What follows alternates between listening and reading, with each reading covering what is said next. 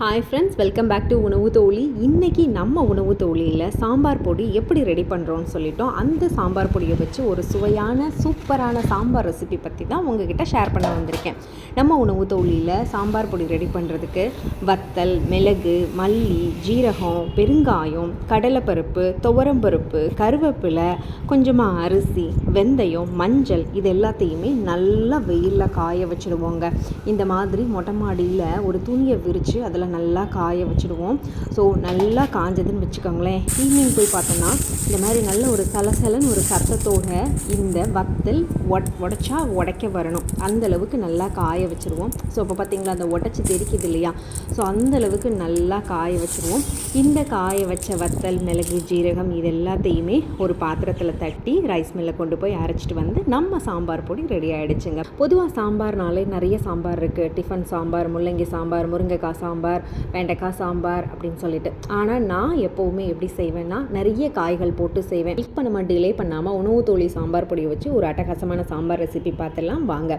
அதுக்கு முதல்ல 1 கப் துவரம்பருப்பு எடுத்து அதை நல்லா கழுவிட்டு ப்ரெஷர் குக்கரில் 3 கப் தண்ணி ஊற்றி 3 விசில் கொடுத்துக்கலாங்க. இப்போ சாம்பாருக்கு தேவையான காய்கறிகள் கட் பண்ணிக்கலாம். ஒரு 2 பல்லாரி நல்லா ஸ்லைஸ் பண்ணி எடுத்துக்கோங்க. அது போக கேரட், தடியங்காய், நெல்லிக்காய், முருங்கைக்காய், மாங்காய். நெல்லிக்காய் ஏன் போடுறேன்னா என் குழந்தைங்க நெல்லிக்காய் தனியாக கொடுத்தா சாப்பிட மாட்டாங்க. அது இடத்துல சாம்பாரில் போட்டால் சாப்பிட்ருவாங்க, அதனால் போட்டிருக்கேன். ஸோ நீங்களும் இந்த மாதிரி வித்தியாசமாக ஏதாவது காய்கறிகளை போடுவீங்க. ஸோ அது என்னன்னு சொல்லி நீங்கள் கண்டிப்பாக கமெண்ட்டில் சொல்லுங்கள். ஸோ காய்கறிகளை நல்லா வதக்கி விட்டுட்டு ஒரு 2 தக்காளியை நல்லா மிக்சியில் அடித்து எடுத்துக்கிட்டாங்க. ஏன்னா இப்போ நாட்டு தக்காளி கிடைக்கிறதில்ல, ஆப்பிள் தக்காளி தான் கிடைக்கிது. அதனால் நல்லா மிக்சியில் அடித்து எடுத்துக்கிட்டேன். ஸோ அந்த தக்காளியையும் போட்டு நல்லா வதக்கிட்டு கொஞ்சமாக சால்ட்டும் மஞ்சள் பொடியும் ஆட் பண்ணி லேசாக கலந்து விட்டுட்டு இப்போ நம்ம மெயின் ஸ்டார் உணவு தோழியோட சாம்பார் பவுடருங்க. இது நம்ம homemade powder, fully natural and ஃப்ரெஷ்ஷாக இருக்குது.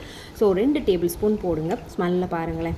ஸோ இதை லேசாக வதக்கி விடணும். வதக்கி விட்டுட்டு இப்போ ஏற்கனவே நம்ம இன்னொரு ப்ரெஷர் குக்கரில் நம்ம துவரம்பருப்பை வந்து வேக வச்சுருக்கோம் இல்லையா? அந்த வேக வச்ச துவரம்பருப்பை இதில் கலந்து விட்டுருங்க. கலந்து விட்டுட்டு இதுக்கு தேவையான அளவு தண்ணி வச்சுக்கோங்க. ஏன்னா சிலர் வந்து சாம்பார் கொஞ்சம் தண்ணியாக வைப்பீங்க, சிலர் கொஞ்சம் கெட்டியமாக இருக்க தேவைங்க.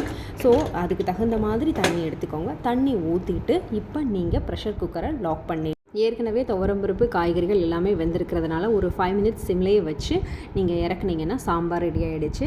ஸோ இதில் வந்து புளி ஊற்றி யூஸ் பண்ணுறோன்னு நினைக்கிறவங்க கொஞ்சமாக புளி ஆட் பண்ணிக்கோங்க. ஏற்கனவே நான் மாங்காய், தக்காளி எல்லாமே போட்டிருக்கிறதுனால நான் இன்றைக்கி புளி ஊற்றி செய்யலை. ஸோ இதுக்கு ஒரு தாளிப்பு மட்டும் கண்டிப்பாக மறக்காமல் கொடுத்துருங்க. கொஞ்சமாக கடுகு, உளுந்தம்பருப்பு, வெந்தயம் போட்டு லைட்டாக வெந்தயம் போடுங்க, இல்லைனா கசக்கும் சாம்பார்.